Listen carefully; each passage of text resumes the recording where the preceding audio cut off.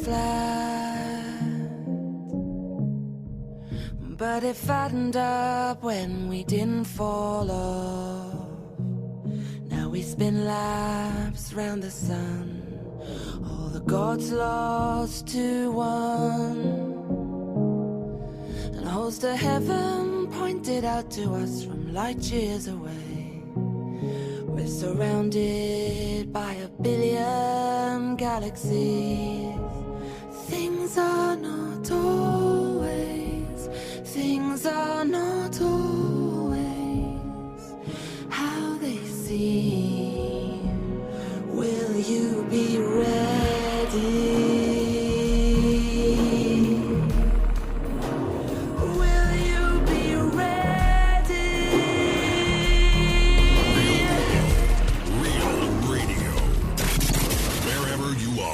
Make it TFR. Truth Frequency Radio.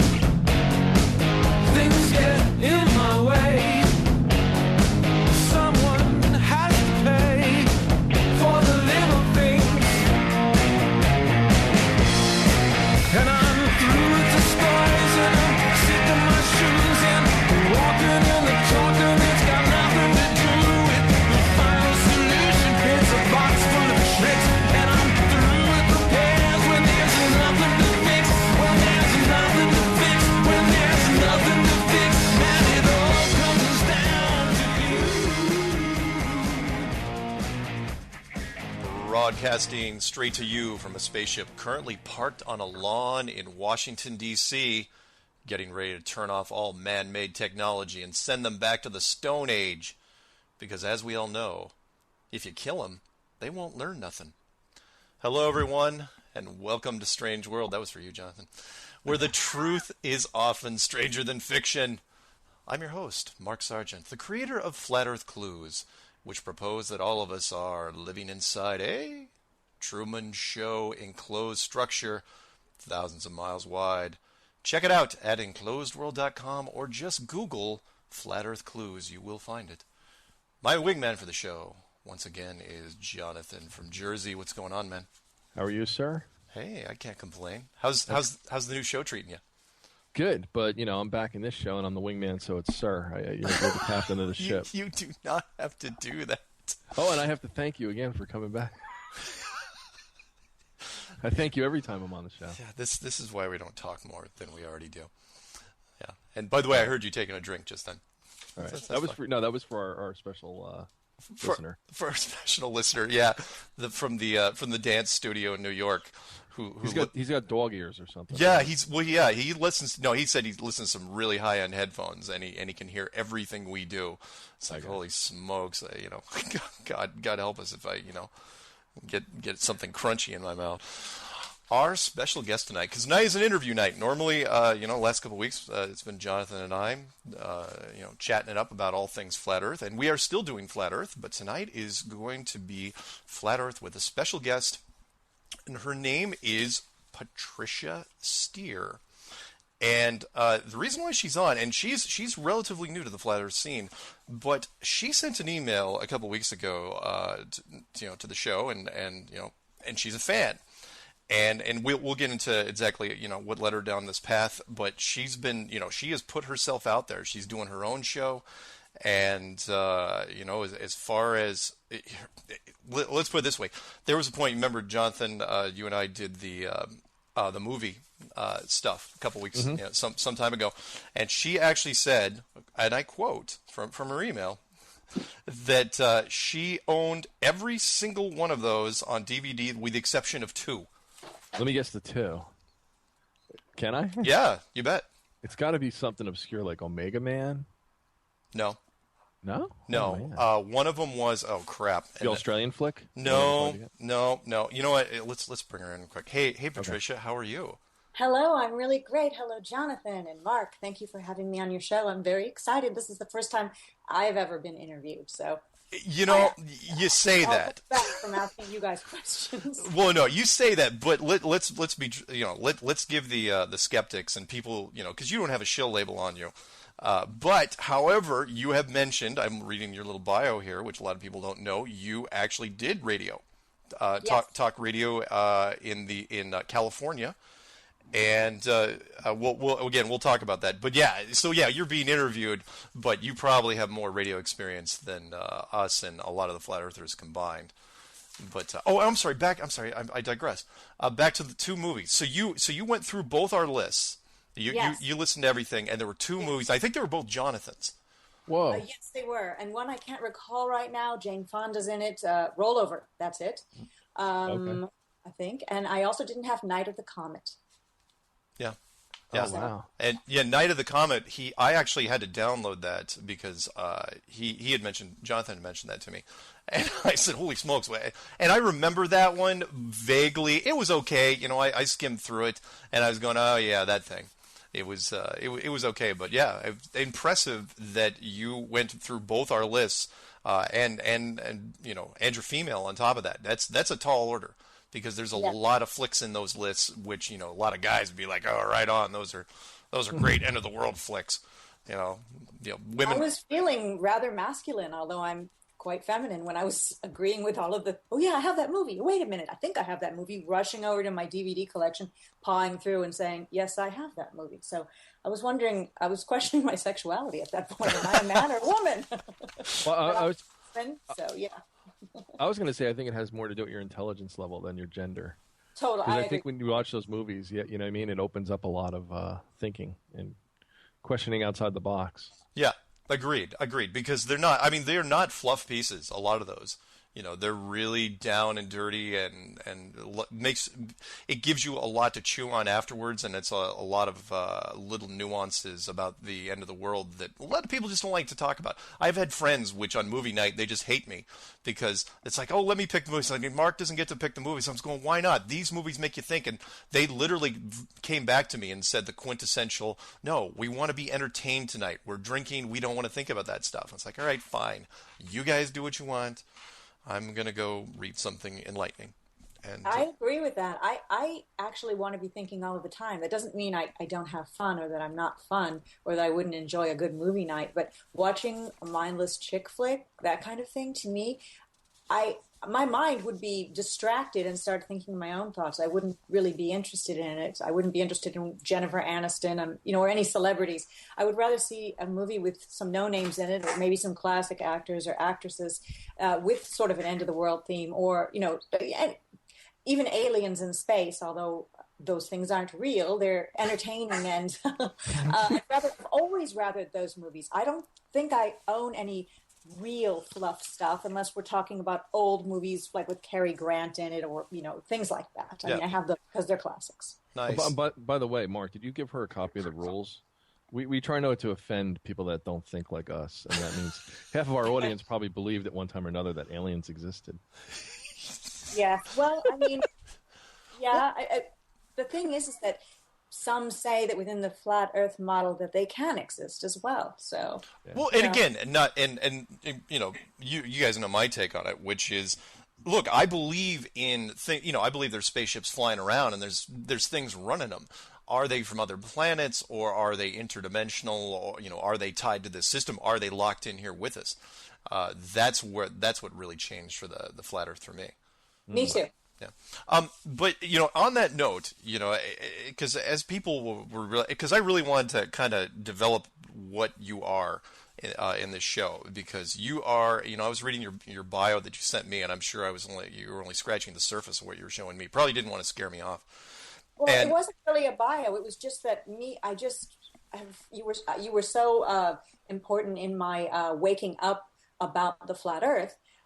First video I sort of stumbled on And I have already been for many years involved in sort of conspiracy theory, 9/11, all of Sandy Hook, Boston bombing, all of those things. I'd figured them out and put them to bed, came up with some of my own theories, or just made up my mind about things. And I've always been a very curious, questioning person. But the flat Earth just sort of came across my YouTube feed, and I clicked on your stuff and was just entranced, jaw dropped, and I didn't. Well, you always say, Mark, I've heard on your shows that, if you don't think I'm crazy, or if you don't think flat Earth is crazy, there's something wrong with you. Well, maybe there's something wrong with me, because immediately it resonated with me, and I can't be the only one. Immediately it sort of made me feel, wow, so this is why all this other stuff never really made sense to me. It was a sort of feeling of coming home. Sounds kind of crazy, but I felt like a relaxed, okay, this makes sense now. I'm not crazy. All these things I've seen, little hints of this or that didn't seem real, they make sense now. The flat Earth really makes sense. So I'm the one weirdo. Can I say something? Yeah. When you put it that way, I mean, that was very beautiful. What you just said, it was so eloquent and like, whoa. But then you made me realize, Mark was very irresponsible making those videos, because even the Surgeon General puts a warning on the side of a pack of cigarettes. Nice. Thank you. And by the way, and we're going to get into more, because you're a very interesting person, and I've got to mention that right up front. But to your point, Jonathan, there was somebody that put on, I don't know if it was it was Clue 12, which just came out. And someone actually, the people were talking about, the visuals and all this stuff. And then someone says, they go, can't you hear the pace of his voice? Don't you know what he's doing? He's trying to hypnotize you. Oh my God. It is audio. He rattled off the whole audio thing of it, and he was really serious about it. I was going, come on. And I should have put in the quote with lots of dots. That simply isn't true. It is. You don't know what you're talking about. One of those things. But sorry, to Patricia, what I like is this, and most people, the conspiracy people don't get enough credit, and that is, yeah, conspiracy people are considered strange, but they're also probably the most interesting people in any given group. And every family, not every family has one, but if the family's big enough, yeah, you got one. But most of your conspiracy people, yeah, they're eccentric, they're weird, and they've got this, this interesting energy about them. And a lot of them are men. So when women come along, and Jonathan and I have talked about this. Look, when a woman in the conspiracy circles comes around and they put themselves out there, that's amazing, because I can count on less than two hands the amount of women that are really into this particular movement, which is, I'm hoping to get more, and I think you're going to end up probably being the poster child for it, given the stuff you're digging into so far, which because you're putting yourself out there, your name, your background, you're putting videos out. You're not even just doing audio only. You're talking to people. You're good on camera. It's great stuff, and which segues into a question I was going to ask you, which was. Before the flat Earth thing, were you championing anything else? Was there anything else that you were digging into? Well, two things. One of them is veganism. Okay. And maybe that's not considered a conspiracy theory, but it is something that is 2% of the world's population. It is growing, but it's you're a weirdo if you're a vegan, for the most part. Good point. And it sort of puts you in that fringe category. Yep. And aside from that, as I'd mentioned earlier, all sorts of different things, like false flag things, shootings, all the things that come across our desks all of the time. Mm-hmm. My Facebook is not pictures of me looking pretty, pursing my lips, doing selfies. It's nothing like that. It's pretty much all sorts of things that I find interesting. And it can be music, but it's not just the latest pop song by a popular Kanye West song is not going to be, on my Facebook page, for example. Got it. I'm going to put something that somebody expressing something different and a unique point of view. And it could be anything. It could be a fashion designer, something maybe more familiar to women, or it could be something about, false flags or movies like we're talking about. Like maybe I'll post, the movie World on a Wire, clip from it or something. And actually... people will just don't know what to make of it. But I believe a lot of people, from what I can tell by the likes and the comments, there's a lot of people out there who aren't talking about these things, but they like them. But they're not putting themselves out there. Got it. John? I'm actually looking at your Facebook page right now, and we have a lot, I guess. You would like my page because I'm the same way. I don't put fluff. And I'm laughing at some of the links you posted recently because I was like, I have that one, I have that one. So I like the way you think. Well, it's also what you're seeing, since we're not Facebook friends, is what I post publicly. I also have other stuff that I guess I post privately, but I do post all of those things publicly for a reason, because I want somebody to be able to look me up. I'm the only redheaded Patricia Steere that there is, and be able to look at stuff without even becoming my friend. Because it's like maybe a form of, I know it's just Facebook, but it's a form of education. Not that I'm a teacher that is educating people. I mean, I'm the one who finds out things. I'm passing information along is all there is. And then people can do what they wish with it. So I leave a lot of things on my Facebook page as a public status. Can I add one comment before because I know we're going to talk about a lot of things tonight, but you shoot. Veganism. You go ahead. What you say about veganism. What's really difficult about it, because I was an investor in a vegan restaurant. I wanted to make a fast food chain of it, and this is years ago. It crosses too many boundaries, I think, for people socially to accept, meaning that there's definitely a socioeconomic issue with it. For a long time, those who could afford to eat organic and healthier and vegan, those who cannot, or the education level of being educated as to what to eat, what certain words even mean in food products and what not to be tricked by, like the word natural. And then there's also the element of ethnic upbringing and stuff where it's a personal thing, so people feel like you're attacking them when you say, "Oh, don't eat pasta, don't eat," whatever goes to their upbringing and what they're used to eating and their daisha. But then the other part of it, sadly, is the price index, including McDonald's with being subsidized and having a Happy Meal for $1. And as consumers make the choice, those prices are going to come down. There's going to be more opportunity, more growth, more industry into organics, and I think veganism eventually.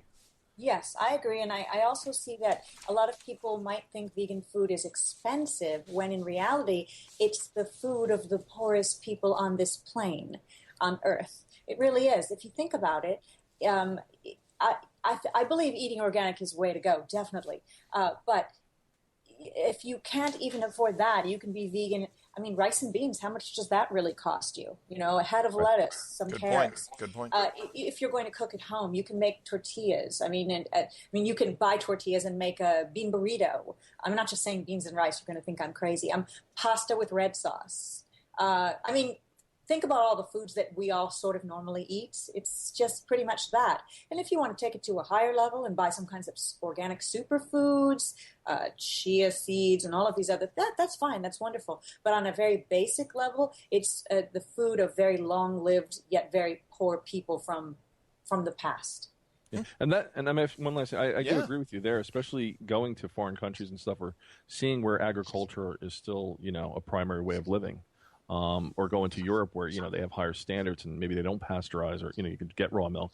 But I just think in America, whether it's a matter of convenience or maybe what we've adopted over 30 years and all that, it's harder for people to then switch, and not only switch, but then find an appropriate food that can then, they'll feel sated by or feel like, oh my God, this is so, what they're used to. So like I said, I think there's a re-education that unfortunately has to take time to adapt them to. Because I've had friends that try to, introduce people to some very complex dishes, and they're just like, oh my God, I don't even know what this is. You have to start them slow to go over to that. Yeah. Very true. That's why I say things like, pasta with red sauce or a bean burrito, because those are things that you can just look at the item and say, I know exactly what that is, and I can make that myself. I have all sorts of vegan cookbooks, and I can make complicated things if I wish, but on a daily basis, I'm just making the kind of foods that we all sort of maybe grew up eating, give or take, without the meat aspect to it. And I don't ever feel that I'm super hungry. I'm not just eating lettuce leaves and bean sprouts. I'm not emaciated. I'm not wishing I could eat a cheese pizza. I mean, I can go to a restaurant and order pizza without the cheese, but with all the toppings. And it's actually really good, although a little hard to eat because the cheese is sort of gluing the toppings on. But you just cut it. And I know that's not the traditional New York/Jersey way, Jonathan. But right. We're not supposed to cut pizza, big faux pas.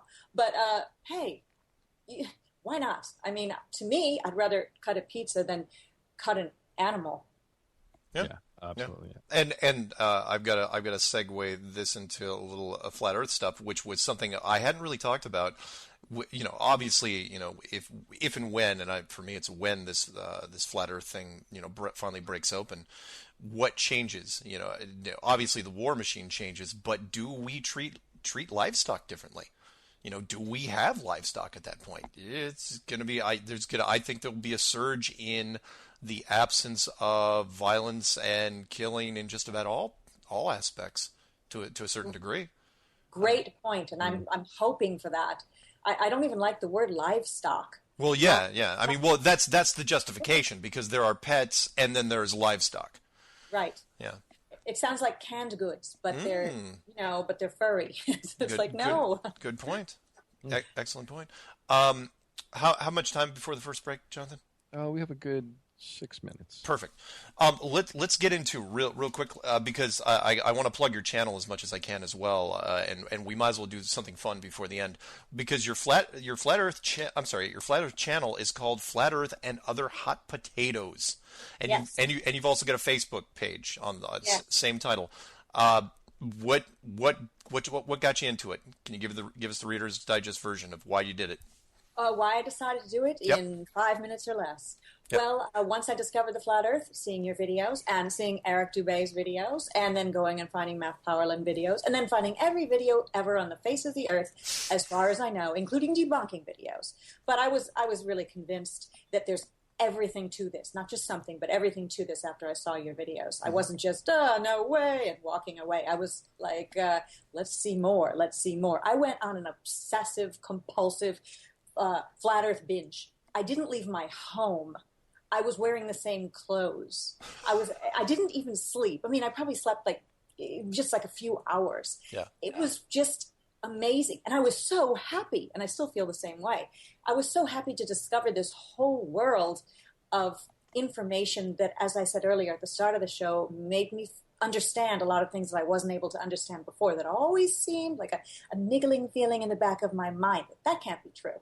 And my mind exploded with ideas. And so after all of that and the dust settled, I said to myself, I can't be an observer in this. I have to do something. But what can I do? What can I do? Can I walk out on the street with a sign? Well, yeah, some people have done that, and I think it's cool. Can I make flyers and hand them out? Sure, I can do that. But what have you done in the past, I asked myself. Well, I had done radio. I had been a disc jockey starting in the 80s and high school, after high school, excuse me. And after that, I had become a disc jockey in varying other markets. And then I begged somebody to give me a chance to do a 1-hour talk show at a radio station. And then after that, I got my own talk show. And I was doing at that time what I thought was sort of the cutting-edge truth sort of stuff.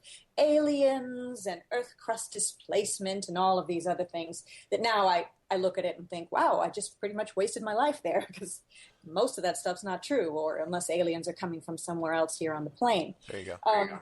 But so after that I said, you can do radio. You can do some sort of radio, but you can't go to a radio station and ask if you can do a flat Earth show, just a regular radio station in your town, because they'll pretty much say, sorry, you're insane, goodbye. But I thought, well, I can do something on YouTube, because that's where I learned things. But I don't have what other people have to offer, the charts and the graphs and those sorts of things. I could look them up. I could figure them out. I can't really do computer graphics. It's not my thing. But what can I do? I can talk. I can talk just like I'm talking to a friend. And that's what I decided to do. So that's how I decided to do my show, which is Flat Earth and Other Hot Potatoes, because I don't just discuss Flat Earth. I discuss other hot potatoes, all sorts of conspiracy things, sure, and things that come in the news, hoax shootings and everything, whatever comes up, what's going to be happening in September, all the predictions of doom and gloom. So Flat Earth and Other Hot Potatoes is the name of my channel. It's a mouthful, but, I wanted Flat Earth in the title, and I just wanted another part of the title that conveyed and everything else, but Flat Earth and everything else is boring. So that's the name of my YouTube channel and Facebook page. Nice. And by keeping and by doing the hot potatoes, you're keeping it vegan. Yes, exactly. And because, and I'm going to plug for you, and because, and tell me if you don't want to do it, but because you don't even have a logo yet or a theme song. I need both. You need both. Anyone who's out there who wants to whip up a quick flat Earth hot potato logo, please, can they send it to you directly, or should they just contact you through your channel? Yeah, they can contact me through Facebook. I don't know. I can give my email address. It's not a secret. Plug it. It's Miss Miss, and then my last name, which is Steere, Steere. That's Miss, and then S as in Sam, T as in Thomas, EERE. Miss Steere at yahoo.com. Fantastic. Yeah, and so not just a logo, but a theme song, because you and I kind of chatted earlier, and that is there are a bunch of people that are trying to put together some sort of little flat Earth jingles. There's been some great ones out there, usually just guitar work. Yes. But if you guys want to collaborate with her, if you want to come up with your own lyrics, or if you want to use Patricia's lyrics, by all means, you guys get together and work something out. I think you guys could collaborate and do some great stuff. And if somebody forgets their email address, they can always just find me at Flat Earth and Other Hot Potatoes through my YouTube channel or through my Facebook page. Fantastic. That's absolutely great.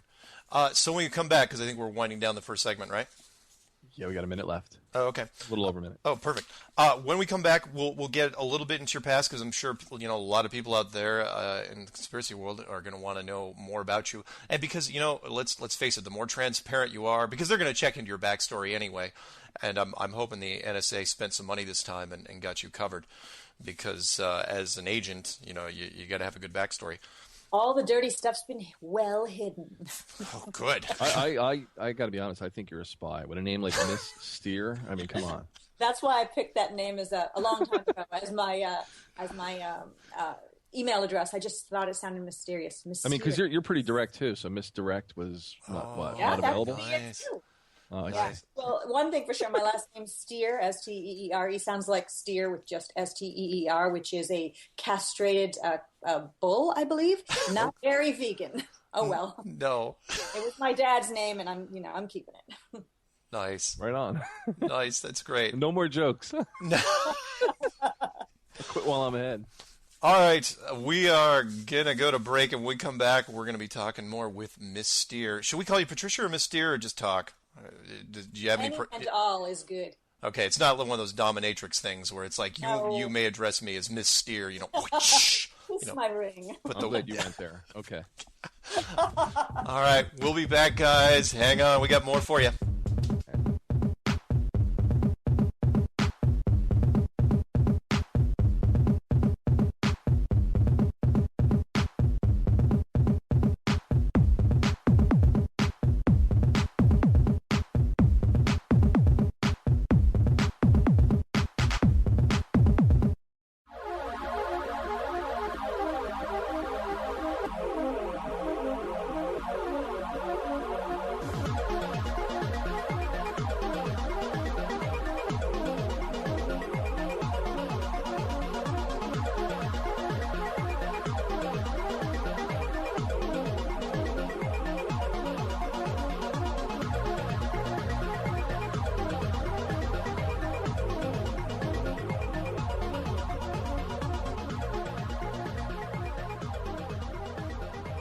Welcome back to Strange World. I'm your host, Mark Sargent, with Jonathan and our special guest, Miss Steere, otherwise known as Patricia Steere.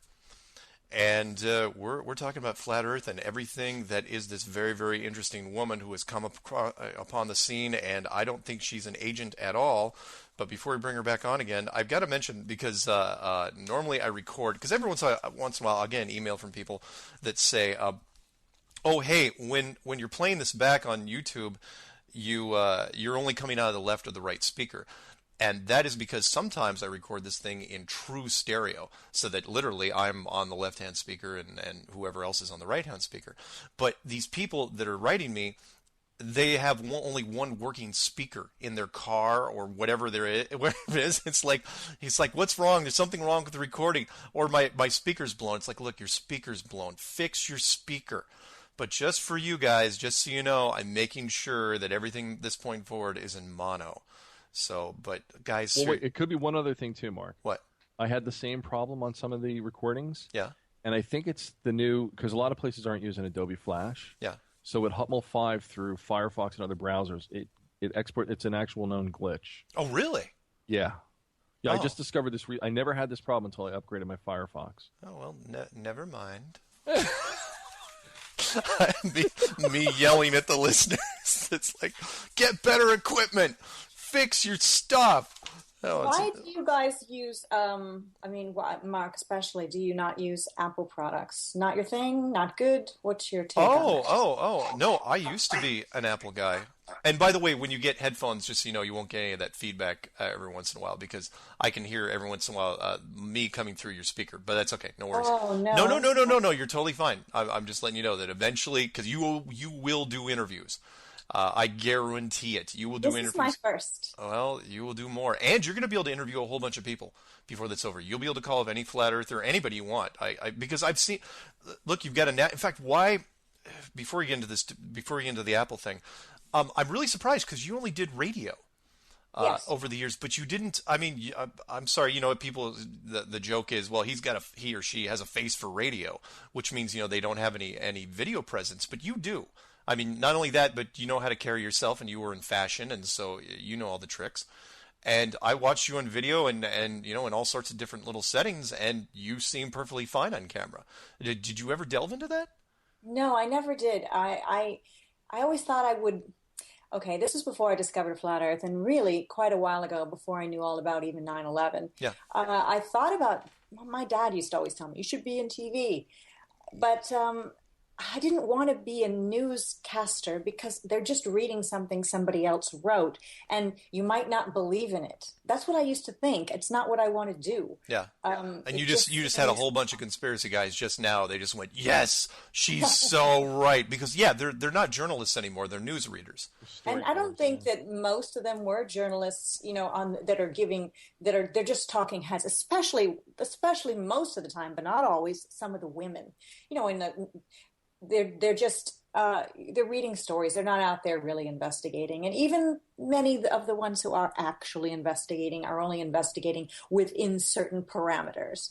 And I just didn't want to be a part of it. Of course, I would have probably wanted to do something on TV. I'm not trained in any sort of how to work with the camera or something like that. Except by the agency, yeah.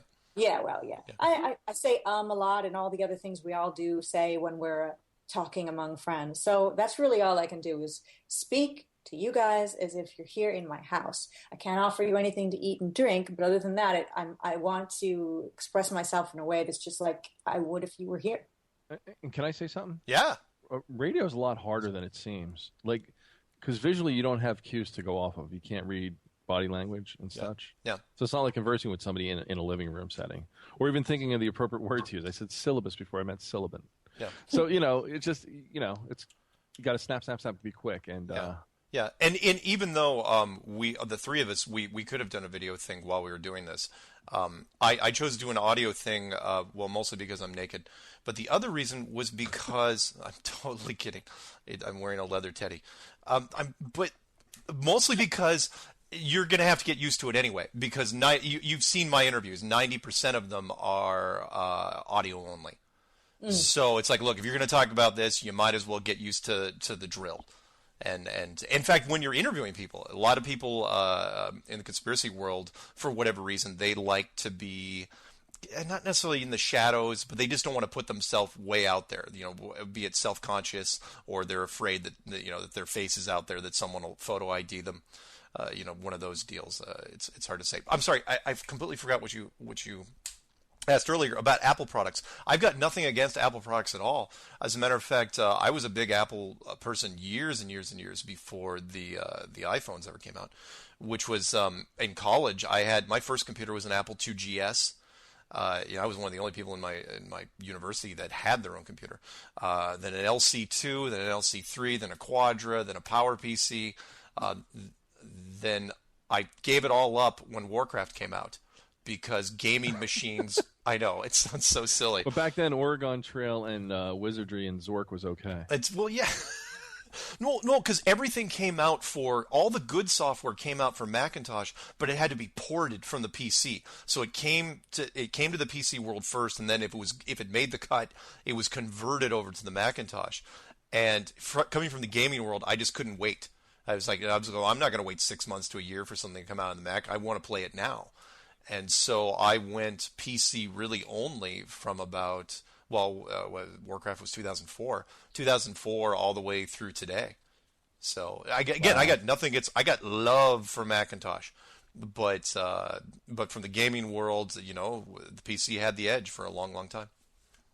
Interesting. Yeah. I was told I used to have a PC, and I was told by a person who was a musician that I used to know in New Orleans, and he said, "Well, you need to get into Mac." And I'm like, "Why?" And he said, "Well, you're an artist type." And I'm like, "I don't paint or anything. I don't draw. I mean," he said, "That's just your mindset. You need to get one." And for whatever reason, I just did, and I've really been happy with it so far. So, and you would be the artistic community. I mean, there's no accident that just about every computer that's used in movies and television shows over the last how many years, you'll see that Apple logo. The artistic community really latched on to the Macintosh, and so between all the music stuff and the video editing and Photoshop, if you're the more creative you are, you could plot this on a graph, and the more apt you are to using. I still consider myself a pretty creative person, but I'm not giving up the gaming aspect. And I love this machine. Yeah. It's a good machine, aren't you? Yes, you are. It's a good machine. Anyway. So far we've had some domination kind of conversation, and then we've had you talking to your computer. Your life's pretty much over. Hey, anything to get me out of the shill label, I am happy to do. If there's anything I do, and really, because I want to get into your backstory a little bit, because my backstory, I try to throw it out to people, and every time I put my fingers together, they go, "You suck, you Illuminati shill." And it's like, come on, man, that is not a pyramid. You told me to get rid of the globe.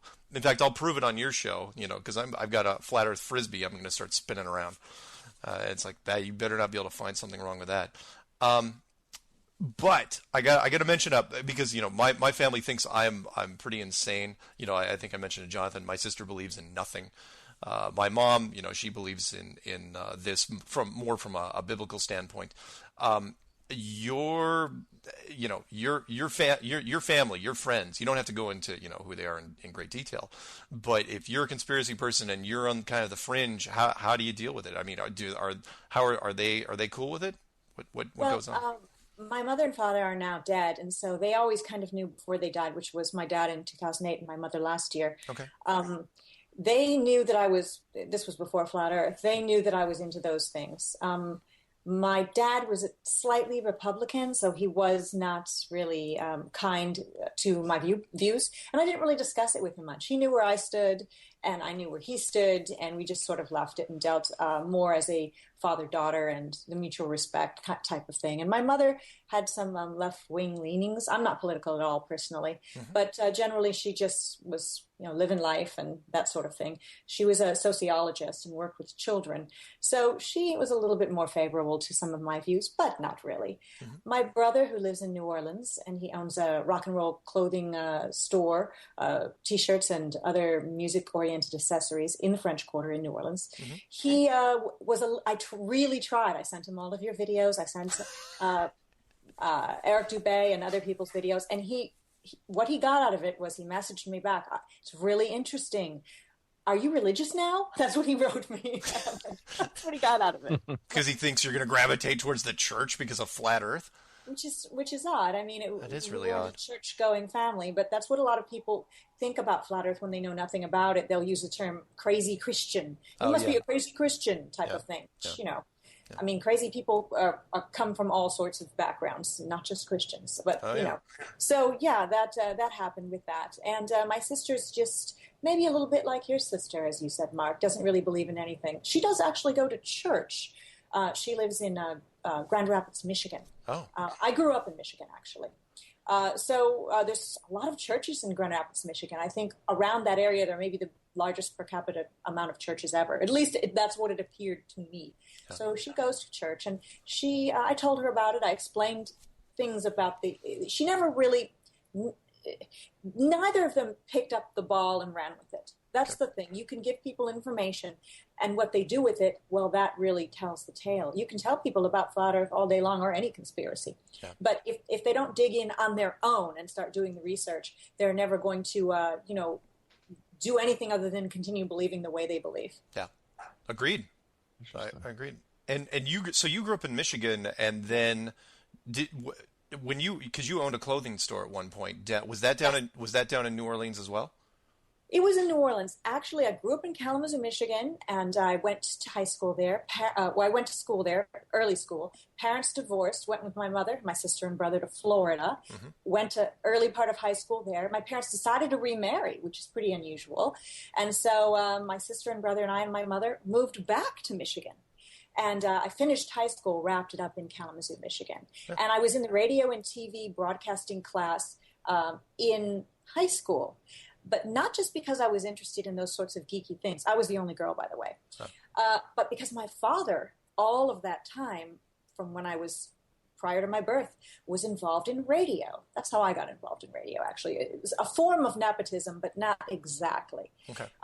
My dad's dad actually owned a radio station. It still exists, no longer owned by my family. It's WKMI, which stands for Western Kalamazoo, Michigan. WKMI in Kalamazoo, Michigan. Yeah. My grandfather started that station. His name, Howard Steere. And anyway, my dad got involved as a disc jockey, but never worked for his father. They kind of had a rough relationship. I don't know, a man and his son sometimes do. Yeah. So my dad went out on his own to varying states in the U.S. and was a disc jockey. I believe he was in Arizona for a while, a couple other places. And he met my mother, got married, and after 1 year, I was born in Spokane, Washington. That's where he was doing radio, was a disc jockey there. And his father, back in Kalamazoo, Michigan, owning and operating WKMI, was quite ill. And so my father said, to my mom, honey, and me as a less than 1 year old baby, we're moving to Michigan. And so we moved back, and from 1 year on, I lived in Kalamazoo, Michigan. And so that's how eventually, after high school, which I finished up in Kalamazoo, I started working for my father at the radio station, which was an AM radio station. And at that time, AM radio stations had to shut off power, turn the towers off at a certain time of night, which was midnight. So I was on at the worst shift. It was akin to an overnight shift, but it was something like 9 to midnight, and playing records, actually queuing up records on turntables. I learned from the other DJs there. My dad had nothing to do with it. He didn't even have anything to do with hiring me. He just made a phone call. I was living away from home at the time in my own place and working for a clothing store. And he called me and he said, do you want to try the radio station? And I'm like, yeah, sure. And I remember he said, we'll pay you $900 a month. And if you get hired. And I said, $900? To me, that sounded like a huge amount of money. It's crazy now, but yeah, $900. All right. So I went in, and somebody else, not my father, said, I'm going to set up these reel-to-reel tapes, put these headphones on, and I'm going to push start. And you just start talking in the microphone there. Don't touch it. Just talk. Talk like you're on the radio. And I said, okay, like kind of a, I don't know, I was sort of an idiot, really. And I just started talking like I'd heard people on the radio, naming songs and just talking. And after a little while, the heavy door to this actual studio opened up, and there I was. And he stopped the tape, and he said, all right. And I said, well, what do I do? He said, well, go back and sit in my office, and I'll be there in a minute. And I guess he listened to it. I wish I had that tape. It probably would be worth a couple laughs. And he came back in where I was sitting there, not even really knowing what he was doing. And he said, we'd like to put you on 9 to midnight, 2 nights a week. And I said, great. So from 2 nights a week, it went to 5 nights a week. And then after a year or so of doing that at WKMI, they put me on doing, I think it was afternoons. So I was, moving on up to the east side on that point. Can I say something real quick? Yeah, Jonathan, what? That almost sounds like the story of the Soggy Bottom Boys in Oh Brother, Where Art Thou? And they recorded that record out in the middle of... That became an instant hit. Yeah, well, I mean, not really. I did a lot of crazy things. Like I sometimes, during the time that I was doing during the late night, I would be talking to my friend on the company phone, corded phone there, and, just not being the best employee of all times, and put the wrong side of the record on. And you know how records are, or maybe if you don't, I'll explain. Sometimes there's a A side and a B side, and sometimes the B side's not the hit. Or if you're playing like a record on the other side, it might be profanity laced. Yeah. And that's what happened. The next day, I got a call, and it was one of the program director, who's kind of the boss of the DJs, calling me and saying, "What did you do last night?" And of course, I didn't know what I did. I just was talking to my friend, and when that record ended, I started another one. I put the wrong side on, and profanity was out in the public. I think that might have made me popular accidentally. But after that, I did afternoons, as I was mentioning, or 2 till 7 p.m. afternoon drive. They call it afternoon drive because that's when people are driving home. And it was still playing records.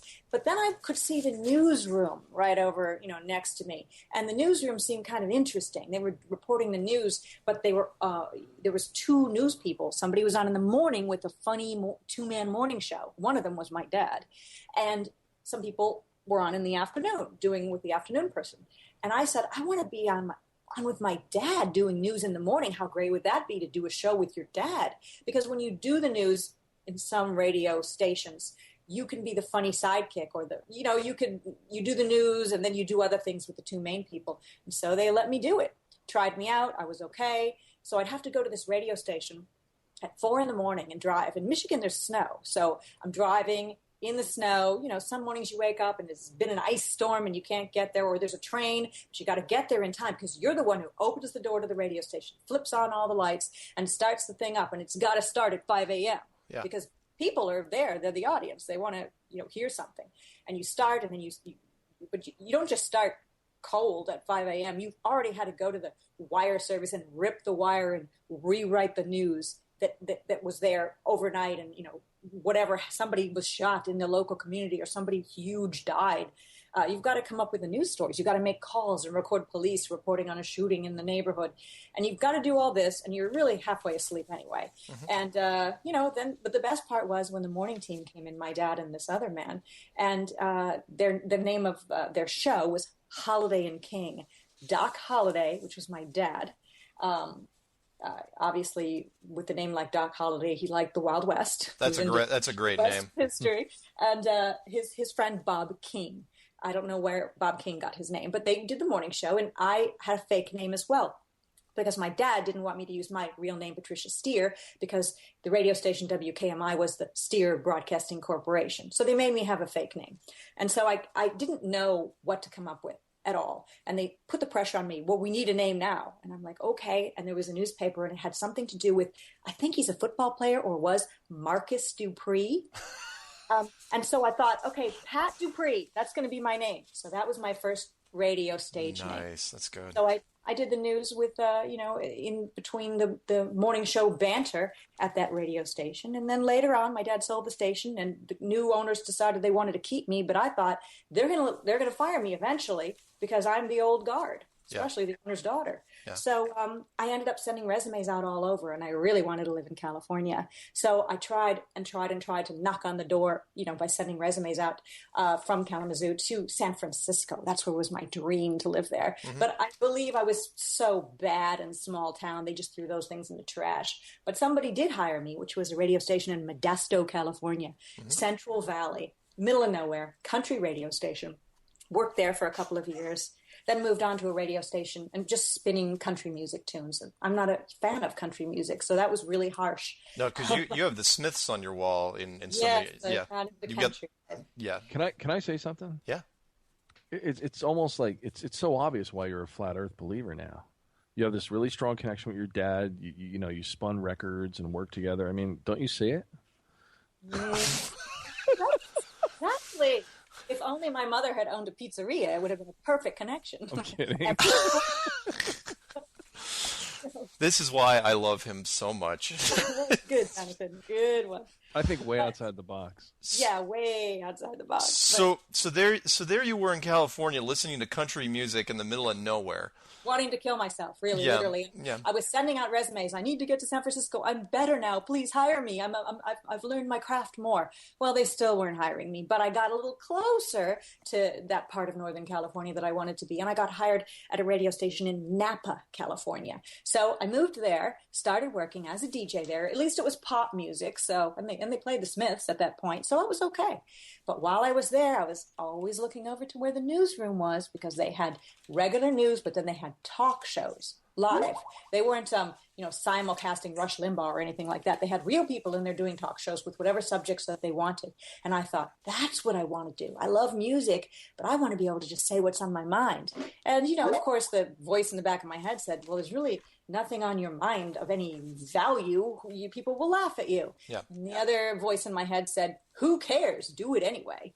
That's kind of how I approach my YouTube channel. Nice. Like, okay, just do it, and you'll get hater comments, but some people will like what you're doing. So that's what I did, and I worked at that radio station in Napa for a while and did a talk show there. And as I had said earlier, I focused it on conspiracy, and this station in Napa really was not too happy with me doing these shows. They wanted me to do local politics and talk about wine country. And I did have some people talking about wine and cooking, but I made it vegetarian because I was vegetarian at the time. Yeah. But I also would slip in an hour or two interview each show, a couple different people on, at the time, what I thought were valid conspiracies. Nice. Jonathan, you had something? No, I was going to say, I think whoa.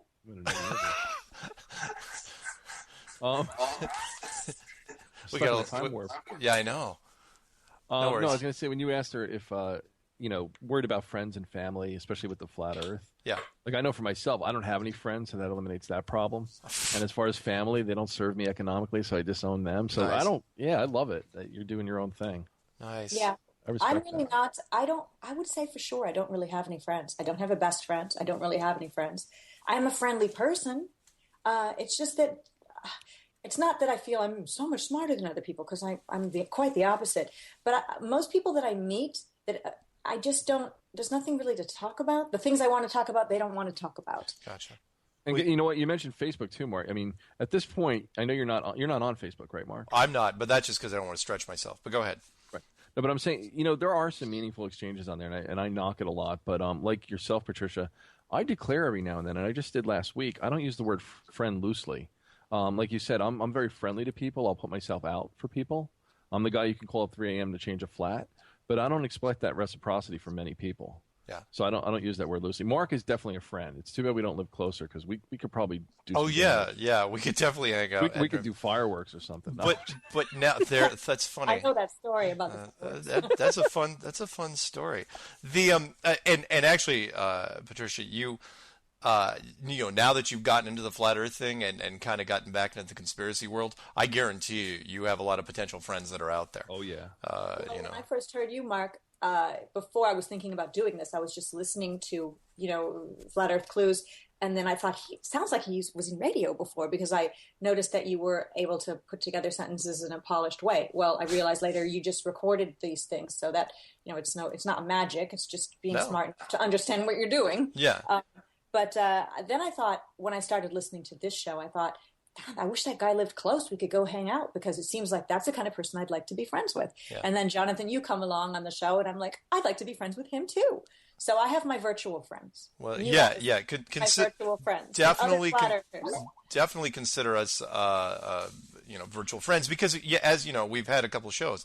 It's all about flat Earth friendship. Yes, Jonathan. And I'll say this, Patricia, thank you so much. That's so kind, because we just did meet through this, beginning of the show. But I'll tell you what, I'll start you off on the B side, and if you do well in probation, I'll flip you over to the A side list. As long as the B side doesn't have the profanity on it. No. What are you talking about? You swear like a sailor. Not you. Jonathan does. Not all the time. Oh, I can pull back. I did for your mom. That's true. You did. That's true. You did. No, I don't mean that I'm against profanity. I just mean I think I was referencing the story where I had accidentally played a record that had profanity on it at a radio station before, and was called on the carpet for it. We unfortunately, okay, before we get too far into this, we got to go to a break, don't we? Yeah, Yes. and aren't we supposed to be talking about the flat Earth? We are supposed to talk about this happens to us every once in a while. What's the show about? Tell you, this is a flat Earth show, and we are going to talk about. Sometimes we digress, which is fine. People strictly flat Earth after this. Yeah, strictly. Whatever. Okay. Yeah. Anyway, so anyway, you guys, we'll be right back with more Patricia. Right on. Okay.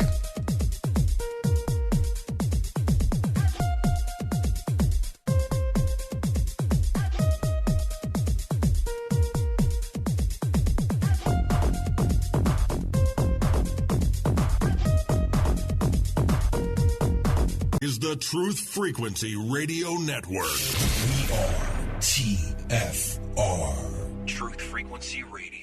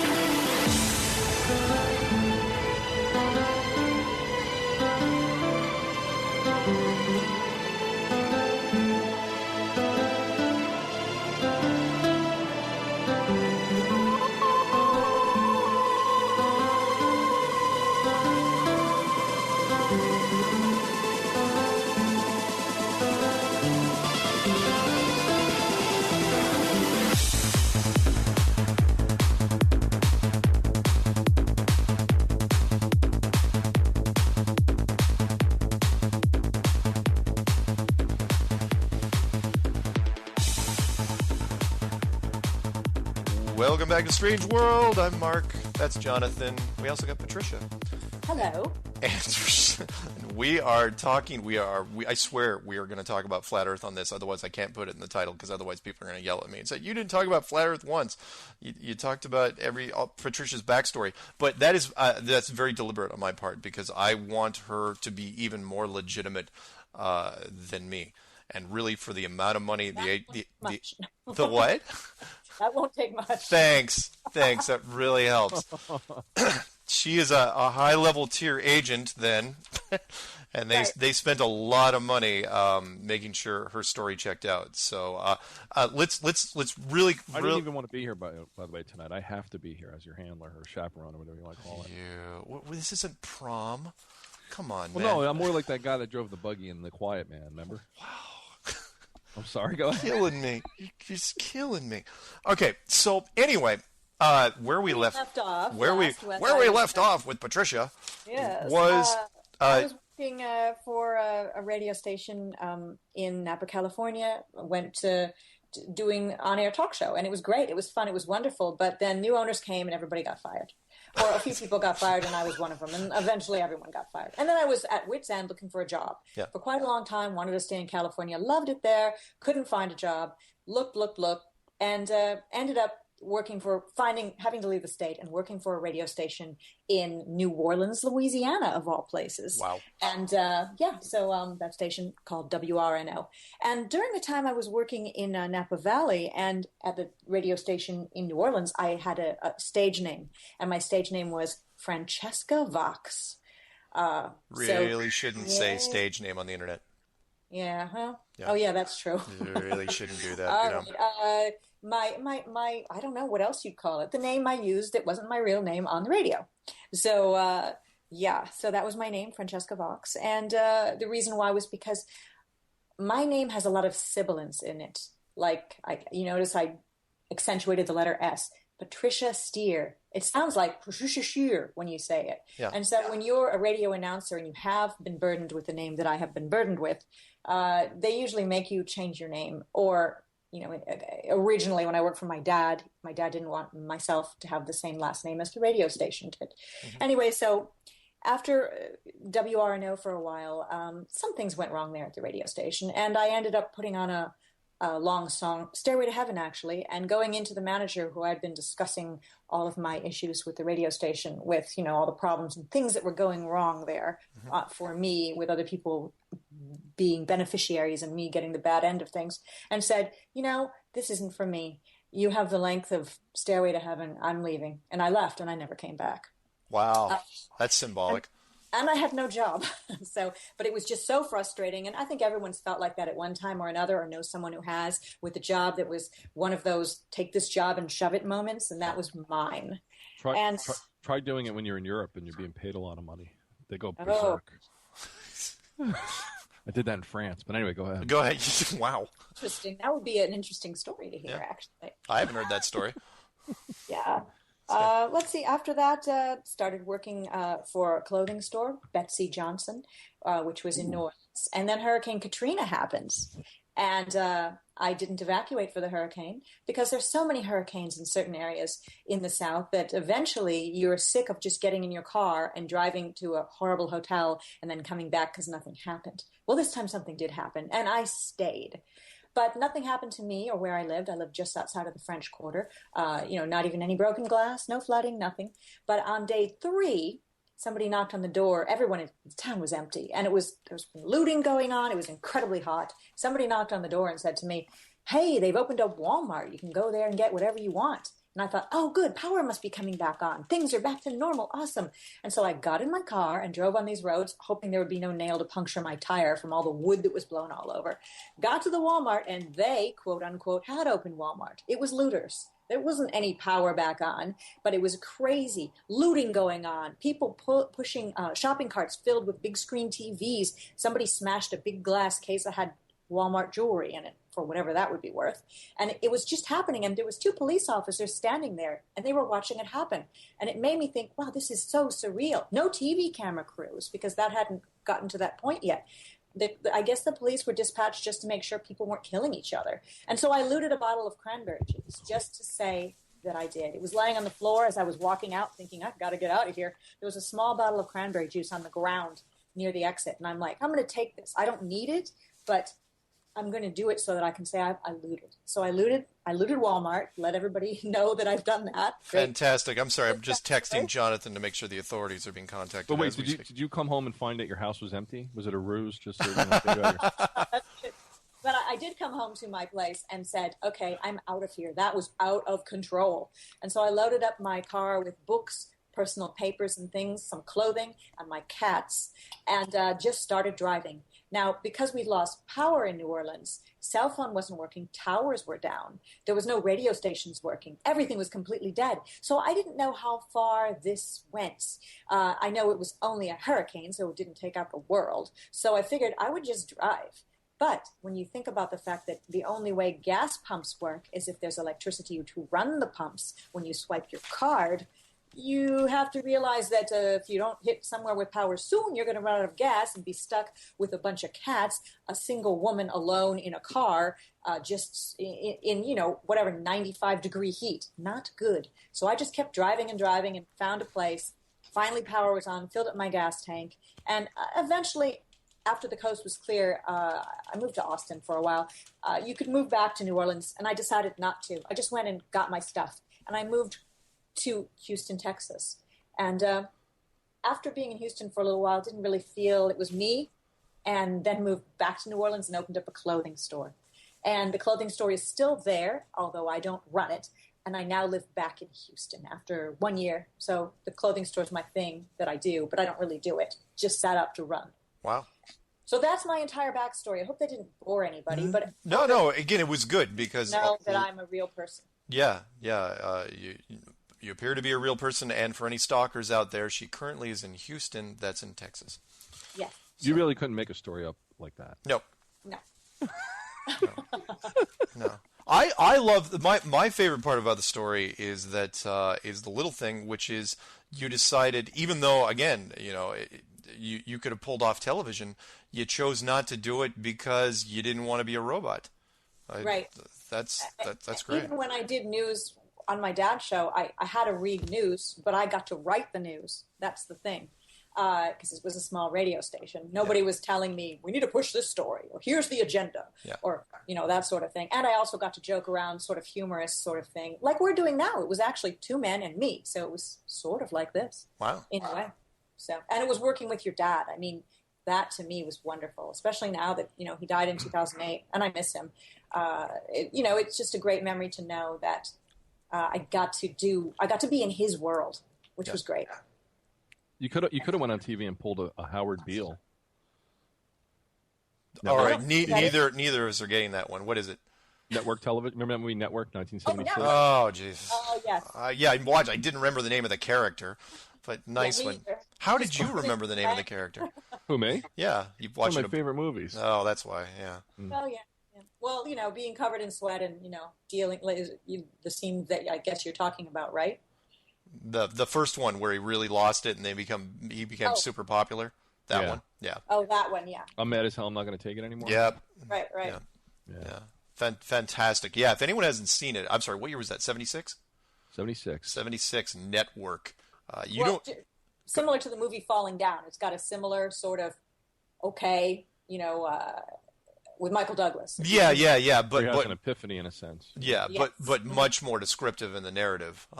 It's it's something they don't put in cable rotation. Let's put it that way. You do not want to give people whole ideas because it's very telling. Because even though it was 1976, there's a lot. There's a reason why people keep using that big chunks of sound out of that movie for stuff that's now, and it's almost timeless. Oh wait do you see the vehicle I make out of my radio show and the things I'll suggest? Holy crap! I shudder to think. I listened to your first one and I really enjoyed it, but I'll be interested to hear your second one that doesn't have Mark on it. Well, I may still be on it depending on what he's doing this week because that's in 2 days. And yeah, no, without a wingman, Hollywood or Goose, crash and burn. So no, not necessarily. I'm going to rely on Mark a bit. It's funny because he says that, but I've listened to him, go on, and that he included most people if they hadn't listened to the whole thing. And I don't know if you caught it, Patricia, but when we ran short on one of the segments, and he inserted his own little monologue. Yes, I did, and I liked it. I liked it too. Thanks. I was like, wow, that's really, really good. So yeah, I think I don't know if you want to do it unscripted, but I think you do great if you. Yeah. I liked it, and I didn't really. I didn't understand where that came from. It sort of came out of the blue, so I figured that must be something to fill some time. But I also thought that's what his show when he's solo is going to sound like. And I thought, wow, I love it. I'll be listening. Yeah, that was just off the top of my head, and I just laid it down to music. So wow, nice. Yeah. If I had enough to see, I like the back and forth. I wouldn't necessarily mind doing the solo thing, but I love other people in the room because again, people other than the agency training. I did a lot of tech support where I was bouncing with a lot of people and a lot of conference calls, so that I was not just comfortable with people on the multiple people, but asking a lot of questions coming at me. So me just talking, it's all right, but I think it's more fun when there's other people involved, sort of like sex. Anyway, I spent my whole childhood talking to myself in my room. Like I said, I have no friends. So you guys admit way too much.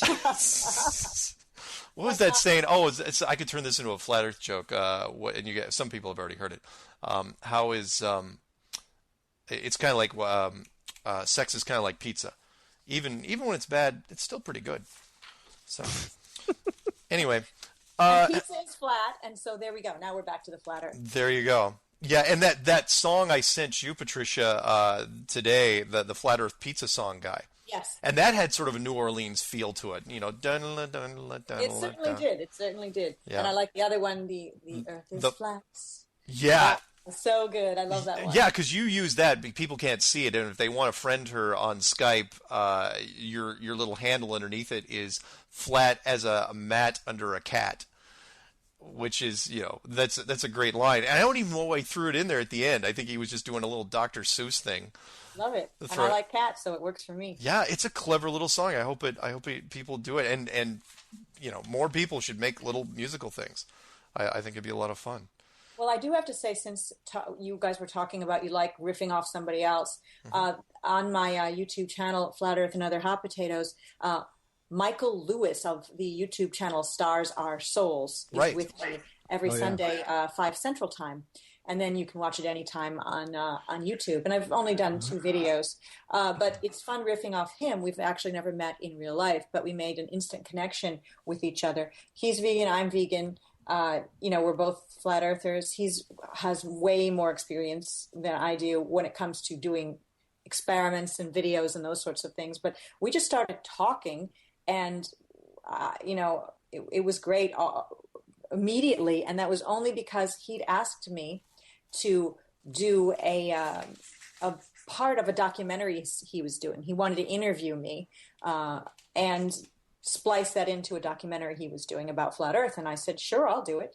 And it went so well afterwards. I said, I love doing this. It's wonderful. Would you want to do a show with me? And he said, okay, you want to think about when? And I said, yeah, like now or right away.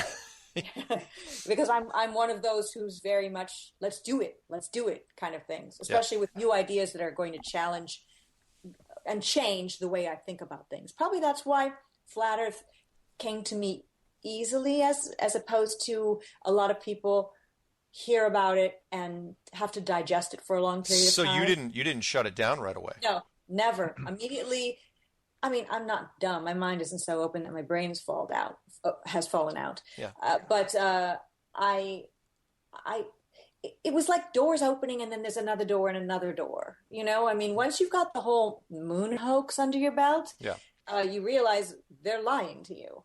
And you start figuring out other things like, well, what about satellites? And what about, well, wait a minute, how can that work? And then you look it up and then you look it up. And you can, if you have a curious mind and you've got like a day, you can get through it all. And nothing really made me say, no, this can't be true. And I know there will be no point in my life where I'm going to say, oh, it's a ball. I was wrong. And I've had many people on my Facebook page tell me that I'm deluded, that I'm wrong, that I'm stupid, and that you're going to look really dumb when you find out that you're wrong. And I'm like, actually, no. I mean, there may be in my lifetime nobody finding out anything. We may either all self-destruct in September with all those prophecies, or if life continues, we may still be sort of in this holding pattern where NASA and the government are, keeping the truth from us, and that little by little people are waking up to the flat Earth. But I don't imagine that NASA is going to be on CNN anytime real soon saying, sorry, we lied to you. And, we can't fly anywhere. No, they won't be able to do that. At the very least, because of legal reasons. You could not come out because of the class action lawsuit that would follow against NASA would be huge. Every subcontractor would go after them. So you'd have to insulate yourself first, and then let somebody else kind of reveal it for you. Someone saying, "Oh, look what I just found out about NASA," and NASA acts all surprised, and like, "Oh no," But they couldn't come out. But to your friends on Facebook, what I try to tell people is because they're saying, "Oh, you're going to feel real dumb when you find out it's a ball." It's like, look, if you were going to find out it was a ball, why didn't you do it in February or March? Tomorrow's September, and I'm sorry, it's September by the time this thing airs. And you still haven't no magic bullet has brought this thing down yet. So where is it? And I'm looking for it too, of course. Yeah, everybody's looking for it. Person is not going to just accept, oh, it's flat. I listened to Mark Sargent's Flat Earth Clues, or I listened to Eric Dubay, and oh yeah, I just swallowed that. That's what I believe now. I just will go wherever the wind blows me. It's nothing. I'm not like that at all. I am a digger. Like I just dig, and then dig some more. Not for nothing, though. There's a lot of topics of conversation. If it ever saw the light of day, I mean, they would need some deep underground military bases to protect themselves. Nice. Because those were never built for just such an event. Yeah, yes. I know what you mean. And they're stocking them now with food right now. There's something, again, we'll talk about that in the last segment. We'll kind of get into the September thing. Because as people have probably noticed, not only have I been kind of talking about the September thing, but I also gave out my prepper guide for free. I just told everyone, it's like, look, just email me. I'll send you my prepper guide. And, so just in case. So that way my conscience is more or less clear. But what you're saying, that the magic bullet everybody's looking for. Here's the interesting thing, and I love this about the flat Earth, is that so many people in the flat Earth movement are confident, and that is, it's not like everyone's holding their breath saying, "Oh, please," when anyone makes a video, they say, "Oh, I'm debunking flat Earth 100%, case closed, R.I.P." Everybody that makes those videos, they're like, the first instinct for your flat Earth side is going, "Yeah, whatever, another guy trying to do same old stuff." You can't do it. Nobody's saying, "Oh, is this the one that's going to bring us down?" No, everybody's on the other side saying, "Look, you can't bring this down. But if you want to try, go ahead." This should have been relatively simple though by now. I mean, this started out almost like a prank in February. Yeah. That's not saying that's what you did. I mean, you but it's the same structure. It is the same structure. I mean, I wasn't kidding when I said, look, I put the question out there. And again, I didn't invent flat Earth. Nobody invented flat Earth. But when I put out the question that basically said, I posed it as, look, I think it's flat. It's enclosed. Prove me wrong. Show me it's a globe. And I thought really within the first couple of weeks, someone would send me that golden email that said, all right, here's why I work for this science organization. Here's my proof. You can shut up now. Nobody did that. And who does Mark attract as his wingman? The guy, what do you preface in the first video? And if you're not questioning this, there's something wrong with you, right? Yeah. Yeah, exactly. Well, no, you questioned. Everybody sort of questions. I mean, Patricia, there's obviously something wrong with her. But I mean, everybody. No, but I was like, you pulled up in the van with candy, and I was like, "Where are we going, Dad?" I didn't even put a Snickers in the end of a fishing hook and some 20-pound test at the end of that. You were hard to drag in that van. Well, I think because every other conspiracy dead ended. It's like kind of like peters out. What I mean? Yeah. UFOs. I mean, all the shows have been played to hell. If I see one more Roswell, they always dig that up on Fox. They have nothing to air. Yeah. And they show the same stupid, overexposed black and white photos and this, that, and the other. So here was something fresh, and I was like, wow. I was like, get out the tinfoil. Yeah, that was the big. Yeah, you're absolutely right. Yeah, break out the. Forget about the old tinfoil hat. I'm going to make a brand new tinfoil hat for this thing. And for me, it wasn't break out the tinfoil hat. It was like, break out the snacks and the drinks because I'm going to be settling down for a while. Yeah. Pack a lunch because it's going to be a trip. This is quality badass crazy that Mark put out. Well, I get it. But it's not. By the time you're in the fourth video, you're engrossed and you're like, what the hell? All I try to tell people is, because I'm trying to be as modest as I can here, is like, look, all I did was see this smoldering mass of material. It was flat Earth, and I just came up with a road flare and just threw it down on it and said, hey, can anyone see this now? Because it's been here the whole time, and I don't know why everybody missed it. Can I make a bad joke? And I'll be really nice. I'll clean it up. Great. So we're going to leave this one in? Okay, go ahead. Okay. Yeah, I could always edit it out if it's too... No, you're cool. But you're like the guy, kind of like... Let's just say when somebody's less popular in school and they state, an answer, or they tell an answer or something. Yeah. And then all of a sudden the prettiest girl in the class or the captain of the phone, somebody popular repeats the same exact thing almost word for word, and they get all the credit for it. Oh, yes. Nice. And then whoever that guy is like, wait, I was just saying I just said the same thing. It's like, yeah, but he said it. He said it better. Well, I said it clear, or they were just paying more attention at the time. Literally, I just took, and this you'll appreciate this, Patricia, because you probably already heard it before. I said, look, I just thought the message was coming in a little staticky, like a radio station that was stuck between frequencies. And all I did was walk up and do a quarter turn to the left or right, depending on how you want to play it. And there it was, and people were giving me credit for the music, and they're saying, "What is this? What is this track that's on the radio?" I'm going, "What are you talking about? It's been playing for the last 500 years," and people are going, "This is great. This is something brand new." It's like, no, it is the oldest conspiracy there is out there, and again, I'll use the P.T. Barnum, from Barnum and Bailey Circus, and that is. All of the people can be fooled some of the time. That's the beauty of this trick, which was it was never going to last forever. The authority and those people in question, they knew if they spent enough money and covered enough bases and put enough detail work in, they could make this thing work. Let's plug your channel one more time. So at this point you've got the YouTube channel Flat Earth and Other Hot Potatoes. Yes. right? With 2 videos on there. With 2 videos on there, you're doing it every Sunday now with Michael? Sunday, 5 p.m. Central with Michael from Stars Our Souls. Wow. And I will also do other special shows with varying people at any time and put them on the channel. I'll try to keep it at 5 p.m. Right. But I mean, even if people aren't involved in the Google Hangout themselves, they can watch it on YouTube whenever they want. And, if you like longer videos where people are just talking, they don't have graphics, this is for you.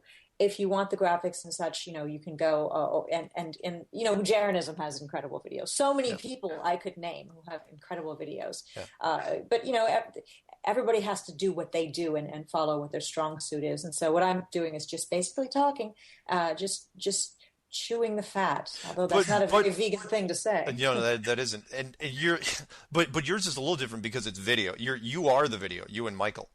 Yes, exactly. You're doing it. So it's different from, like, say, the John LeBon roundtables where it's just Skype audio. Right. You guys are actually doing it, which is kind of fun. So I'm sorry, that's Sunday at what time Central? 5 p.m. Central time. 5 p.m. Central. So that's 4 Pacific, 7 Eastern. Write that down. And so you got your thing on Sunday. I got my thing on Saturday. Jonathan has his on Thursday. Jaronism has, I believe, his is on Mondays. So there's only a couple days which there isn't something in Flat Earth. Who would have thought? That's so great. I mean, it's, to me, aside from the movies that I own that I like watching, I don't have TV. Actually, I have it connected. I could turn it on. I've lived where I live now for 1 year and have never turned my TV on and watched a TV program. I don't even know why I pay for it, but I don't know. Maybe someday something bad will happen and we'll still have power and I'll want to see how the mainstream is putting it out. But I really would go to the internet. Yeah, that may be the death throw of TV because I always said, the end will be televised. It will be in HD.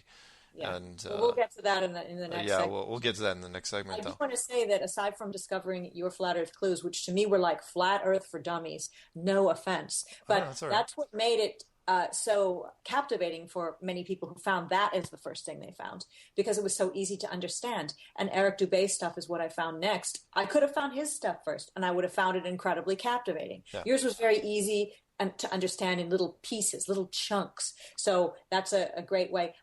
Whoever you find and however long they've been in the game doing Flat Earth, if you're able to grasp it, that's fantastic. And if it doesn't appeal to you, find somebody else. We all want to be exactly. On the same page. Yeah, exactly. If it's not me, find somebody else. And on that happy little note of flattery, please, don't go anywhere because we're coming back with one more segment of Strange World with Jonathan and Patricia.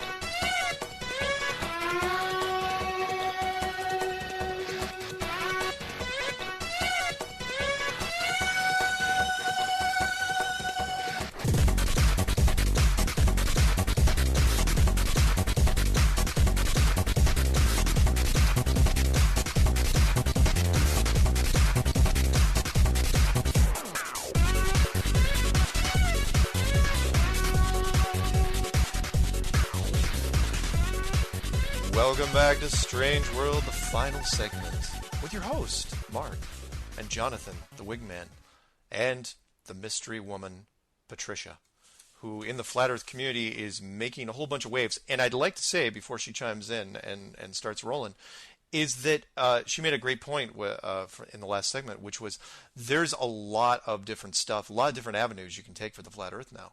Which is, if you don't want, yes, my stuff could in some way be considered Flat Earth for dummies because literally it's just a slideshow and some narrative, and it's hypnotic. It will slowly work its way into your brain, and that's really cool. But at the same time, if you don't like that, there are a bunch of different flavors of Flat Earth, which is why I'm really promoting Patricia's thing, because hers is a completely different take on top of it.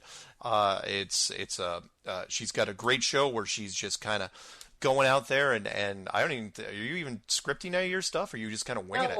I'm just winging it, and anybody who watches it can tell that's totally being Wung, is that the past tense of winging it? Wong, that is not Well, a that's word. new one. It's being Wung. I've I never would heard challenge that. you in Scrabble on that. I though. would let you too. get away with that. Wong. It's a made-up word. You're right. You got me. But it's just like we're talking right now. And all the errors are left in. There's no editing. I don't even know how to edit, and I know I need to know how to edit. I just haven't had the time to know how to edit yet. And Yeah, that's good because eventually, something's gonna. Well, it's actually okay because on the internet you can get away with some profanity, and it's not like you're going to bring up a topic accidentally. And I haven't used any profanity. I don't think. Not that I'm opposed to using profanity. I just haven't edited out any of the ums or the searching for words or the lost tangent of thought. Just left them in because we all do it. So yeah, I do that when count. we overrun on time. It's convenient to have that in there. But Yeah. no, I was thinking of putting like those beeps where they make believe people are cursing, so it actually makes something funnier. So I was going to do this video when I edit it for Mark. I'm going to put some beeps in there where it sounds like he's cursing, and I'm blocking it out. You are not. No, Mark's mother won't like that. no, I wouldn't do that to Mark. My mother who listens to But wait, every you said, show. I got to say something to Mark though. You were saying about how you made your videos digestible for a broader audience and for dummies, but it's not a dumb topic. I mean, No. I never looked at your videos and thought, oh man, this is pedantic or sophomoric, and I definitely didn't think it was like what's the word I'm looking for? Narcissistic, where you had your face in the camera every day, like certain people. Oh, right. Wait. Who puts their face in the camera on every video? No. Actually, we weren't thinking about you. Who were we thinking about? He talks right to the camera. Yeah, like, yeah. Who is that guy? God, I can't remember his name. Christ, I should know this by now. Lord help me. Jesus, you guys, come up with the answer. Yeah. That's all right. All right. I'll come back to it. That's good. Okay, so anyway, but no, your point's well made, which is again, there's certain things. Little tips for people that are making videos. There's certain things you really should like. My perspective. He was making some great videos. He had some wonderful animation. If you put enough text on the screen, yeah, but some people they don't like to read text.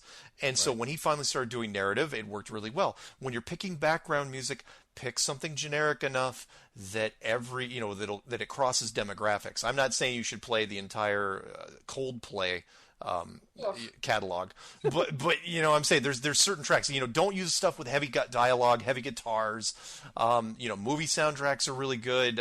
Don't get too cliche though, because everybody's heard Inception about 100 times now. You're funny. It's true. That's the one I used on my monologue. No, that's funny. You're such a jerk. No. No. Yours is fine for your mind. No, yours was actually very fitting. Wow, I got to backpedal quick on Really? this one. No, I didn't do that deliberately, man. No, I'm not kidding you.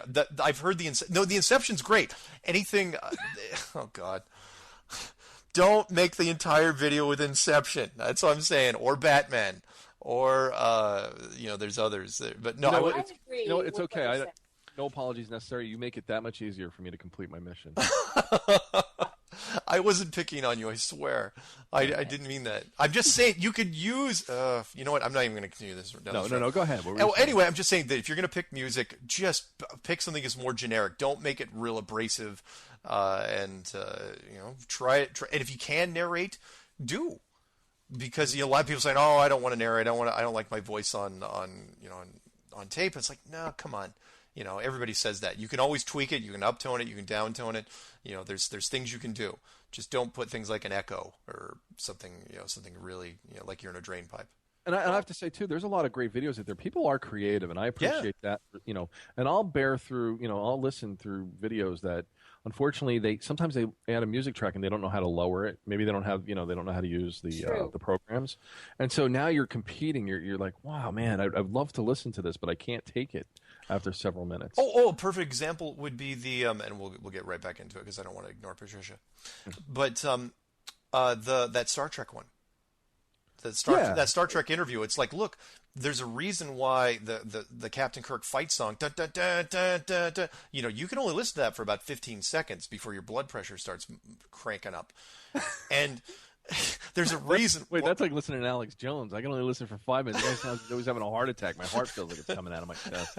Anyway, go ahead. Exactly. So it's like, but if you want to put an interview and you want to overlay just a loop of the Captain Kirk soundtrack, people want to understand how music can get a little edgy. There's certain, I know, look, if you're a Star Trek fan, you might love it, but there's a lot of people that aren't Star Trek fans. So you got to keep that in mind.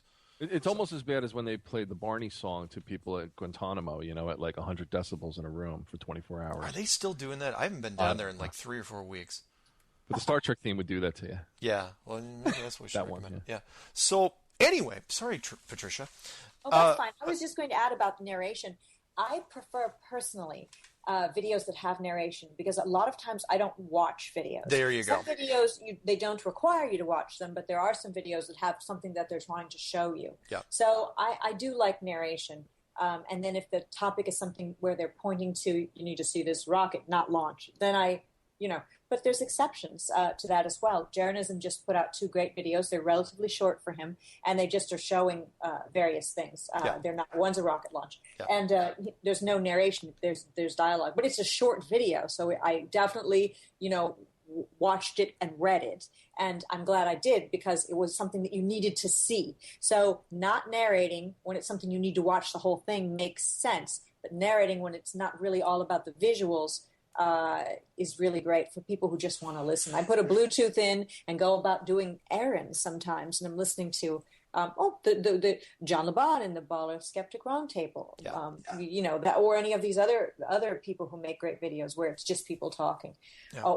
Even if they're showing their face and images, it's if they're not important images exactly. I think you would be able to, given your voice talent, I think you could probably, if you want to script and narrate something, you could probably throw enough inflection in that, Lord knows, that I've been accused of hypnotizing people, because people will put my stuff on and, the clues when they're drifting off to sleep, Chris Geo being one of them, the guy that's listening to us on the other side of the studio, and but I can't imagine the people who would listen to you. Can I ask a question? How many roundtables have you done so far, though, Mark? Because I know you did a lot of interviews. Roundtables? Yeah. I did 2 for the Flat Earth. I'm sorry, the Baller Skeptic. 1 for Lisa Harrison, and 1 for a fakeologist. So, okay. So 4 roundtables? I actually haven't listened to any of your roundtables. Oh, yeah. Well, I haven't been in on any of them either, but I'm just saying. Well, the last one, we couldn't. There were just too many people as it was. And I'd like to throw one more thing on that last roundtable. I know that Eric Dubé didn't show up on that one, and I really wish he would have, because honestly, it was such a friendly group that other than that small altercation between Michael and the Morgile. It was a very, very positive thing, which is how it should be. And the flat Earth topic, and let's get right back into Patricia. When you moving forward with the flat Earth thing, how do you see yourself fitting into the gears of this thing going forward? It's funny because one of the things I wanted to do was do something with you before we ever talked, and that was a goal of mine. Okay. And I also wanted to be on the next season's Baller Skeptic Roundtable finale show. That's my goal. And I'm not saying that it makes me special to do that, but that would mean that I've actually contributed something to this flat Earth community enough so that John Laban and others on the roundtable would see me as being maybe a valid player. And between now and then, I want to just try to get the word out as much as I can in the way that I do it, sort of as a compliment to all the other people who do different sorts of flat Earth videos. So my goal is to grow and become better at what I'm doing, maybe add other elements to what I'm doing. And I don't know what those are going to be, make different sorts of videos. I really don't know, but continue to grow in the way that I'm being able to present myself so that I don't sound like I'm, spacing out or something. And spacing out, hey, play on words there. Nice. Not spacing out because there's no space. But just trying to be better at what I'm doing and do more. try to reach out to more people and meet people on their level, whatever their level may be, and just bring up interesting ideas and concepts and just talk about them. Yeah. It's the kind of conversations that I'm bringing up on my show, and I've only done 2 so far, are the kind of things I want to talk to with people that I meet in real life, but there aren't any people in real life I meet who ever want to talk about those things. So it's like, I'll just do my own show. That's why I'm doing it, and that's what I hope to accomplish in the future. Wow. That's well put. And again, I already don't like you because you have an unfair advantage. You're better looking than me, and you've had more radio experience. So I'm going to be... I'm not even sure if radio experience helps me with this. I wasn't trained to speak in radio. This is how I would always communicate. I had very well-spoken parents. Oh. Not that I'm well-spoken. I don't mean that. But I mean, my parents were just naturally intelligent people. My mother had a master's degree, and my dad finished high school. But they were men's tested, and they both made it. So they were just both smart people, just on their own. Education didn't make them smart. Can I just say one thing? Because you mentioned like 2 times now or 3 times that there is no space per se. Yeah. Like I always think like, okay, regardless, like, whether it's round earth, flat earth, whatever, I think there is space, but I think of it more like macrocosm and microcosm, that the earth is kind of like an atom, like we're the nucleus. And so maybe, like there's forces just like we have, atomic structure here, that keep us glued together. And maybe energy like jumps from one of these spheres to the next. Like what if we're in an enclosed system, like an atom, and maybe we can jump across space like electrons do, like it's some kind of quantum thing. Maybe that's where possible UFOs or other spiritual beings come from. Maybe. Jumping into our sense. sphere. I guess I just mean space in the way NASA portrays it. With Oh no, yeah, not like NASA and all of that. That's what. And I'm sort of riffing on the song that Jeranism did about space being fake. So just the space that we are presented, the space that we're taught about. The one that the astronauts supposedly flew through. So yeah, that's the one I don't think is real. Who knows what There's so many different ways to look at the flat Earth. I know it's flat. That's all I know. And, by flat, I mean, it could be flat and like a little bit this or that, but I know it's flat. I feel personally the dome is my preference, but I can't prove a dome. My mind is open to more land and a dome, or my mind is open to many different possibilities. Right, I just know that what we've been told is not the truth. And from that point on, from finding out that we never went to the moon on, it's naturally, in my mind, it's a natural that everything we've been told is wrong. It's just one domino falling into another domino, and the whole thing is on the table. And that's the way it is with me now. It's all down on the ground. All the dominoes have fallen, and now I got to find out what it really is. You just may have, if I may, Mark, added to this conspiracy, or possibly opened up a whole new avenue, and maybe solved the puzzle. What if the Earth is actually bigger in diameter, right? Yeah. Spins possibly faster than we're told, okay? Yeah. The sun isn't as far as they say it is, but like you said, if we're in an enclosed dome and there's more land beyond it, what if we're on a ball that has, and this is just a suggestion, that has more of these little domed keeps, or whatever you want to call it, constructs? Oh, yeah. So now the stars are way the heck out there, like people are saying that they are, and the Earth is still spinning. So all the mechanics of space and the sun and all that still apply, but the Earth is that. Do you get what I'm saying? Almost like a studded ball. Oh yeah. People, and each stud is a dome environment. People have suggested that to me because, unfortunately, being that we're humans, at least most of us are, is that I don't know about Patricia. Is that we have a hard time really in making those broad thoughts. I don't want to say get your head around too much because people are going to start putting on a T-shirt and putting my name on it. But it's true because people keep saying you're gonna rewrite that saying. It's like because I use it so much. But it's true. We like to encapsulate where we are. If you're a real creative person, like an artist, like say Matt, he's like no, it goes on forever, and it's like well, it goes past that. It's like no, it's forever, man. But we like to put borders on things. So lots of people have suggested that that we're on this much bigger planet, like the size of Jupiter or 10 times the size of Jupiter, with a whole bunch of domes on it, and that the curve is so gradual we couldn't see it unless we were millions of miles away at all. Right. But that means NASA still lied because that's not the picture that we're getting, which means if they lied about that, they've lied about everything. That's why I always absolutely, yeah, and point absolutely perfect point, which is why this movement is so great, because the ultimate goal, and that is defining where we are, that's still out there. Nobody knows exactly what this thing looks like. All we know is, which is why John LeBon's roundtable was so well named, and that is ball or skeptic. All we know is NASA lie, and it's not a ball. It's not the ball that we think it is, because you're hiding the picture too deliberately. Like a bad pic on Facebook. I hate to show my ignorance here, but how long had Matt been in this before? Because I'm really new to this flat Earth as of February this year. Years. You He's been doing it. you can look in his YouTube channel. He hasn't hidden it. He was told, if you believe the story, and I do. I don't doubt anybody who tells it.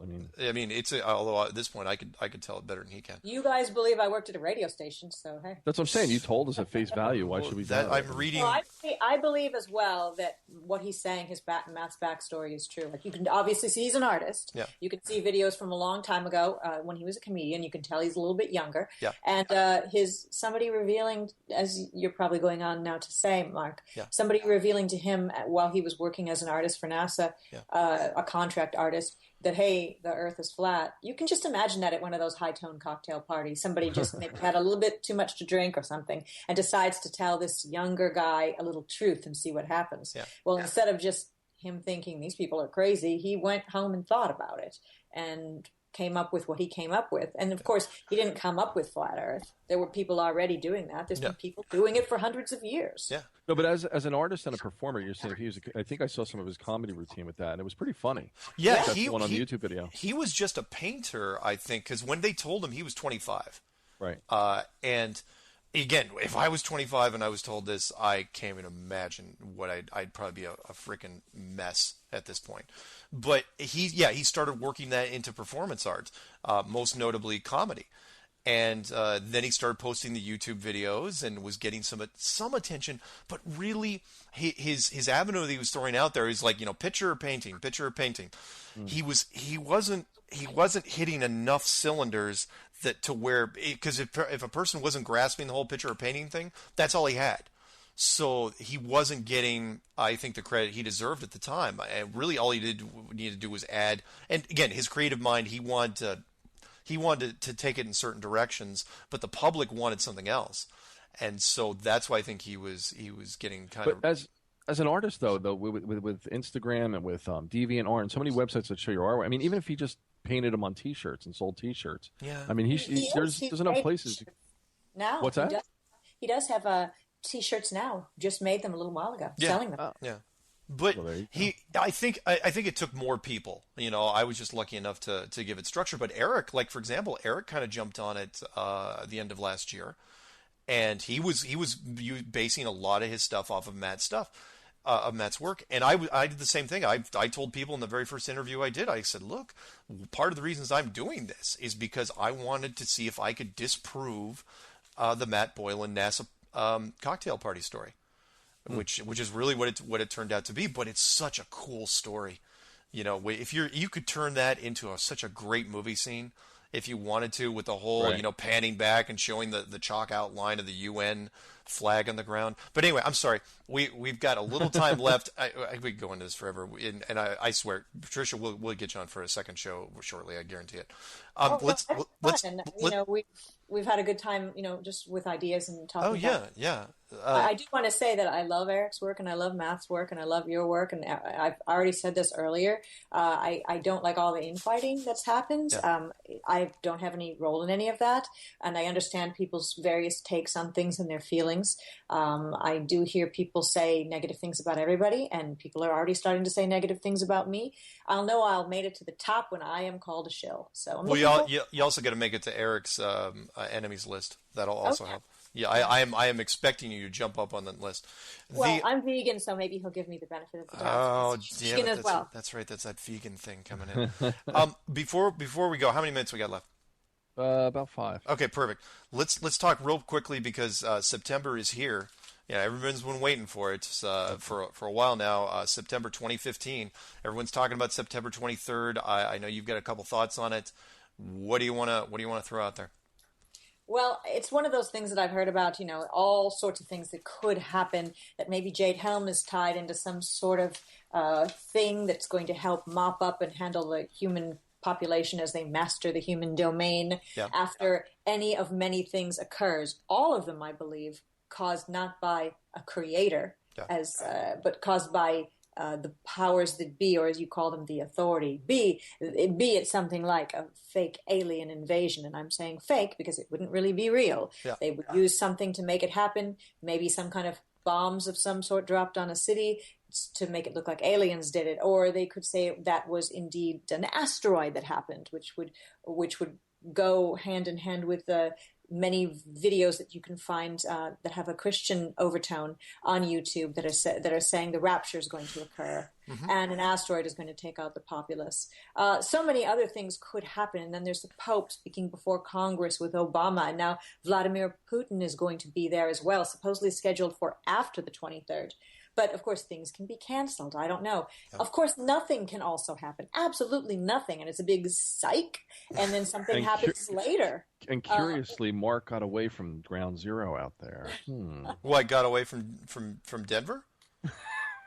Wait, right? I'm just saying. Well, yes, that is true. I am, and I've said this. What before. does Mark know? Oh, don't start, man. The thing is are you really up in? Where are you, Washington? Are you really in a deep underground military base or floating above the earth? You're killing me. All right, sorry, go, Patricia.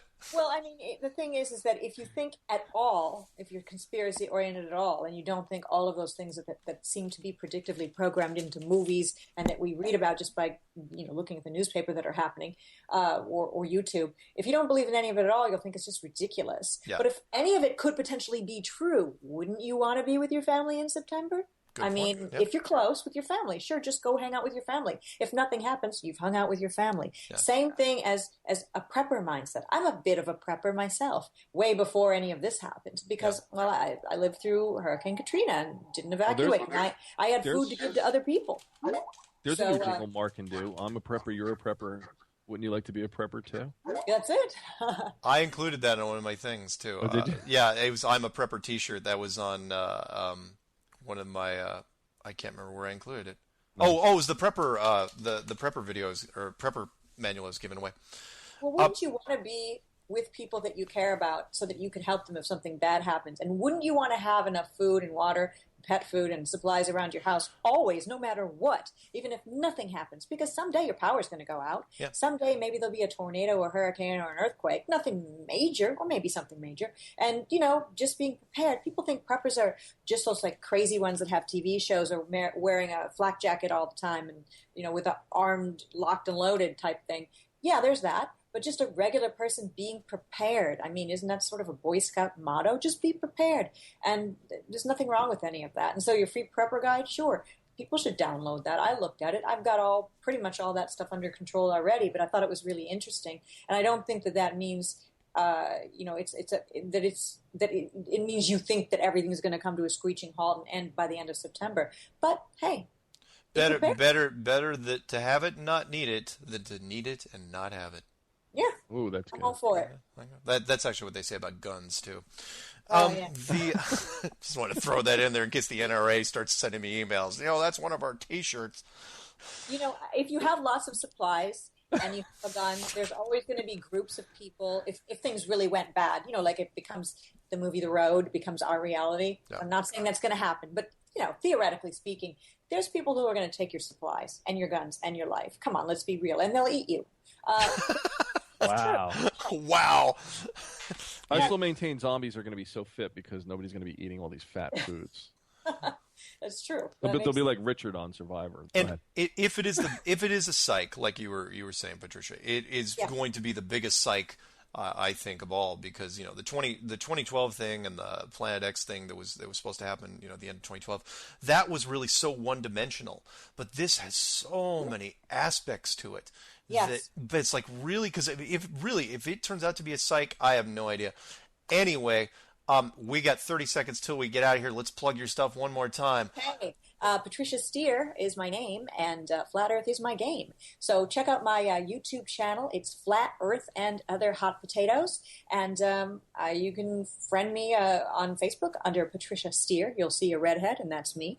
And you can also like my page on Facebook, where I post all sorts of videos and just try to get the message out about Flat Earth. And I'm always trying to learn about Flat Earth. So I appreciate, Jonathan, your time, and Mark for having me on your show. I love listening to this show. And Jonathan, I'll be listening to your show in the future as well. So, hey, everyone, keep it flat. Keep it flat.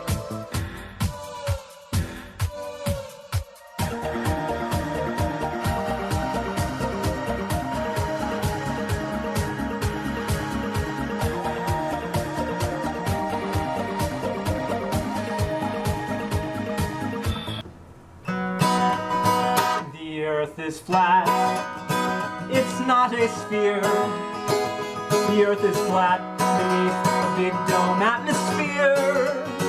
The earth is flat, it's not a ball.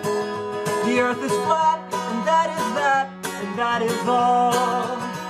The earth is flat, it does not move. The earth is flat, and that is so easy to prove. The earth is flat.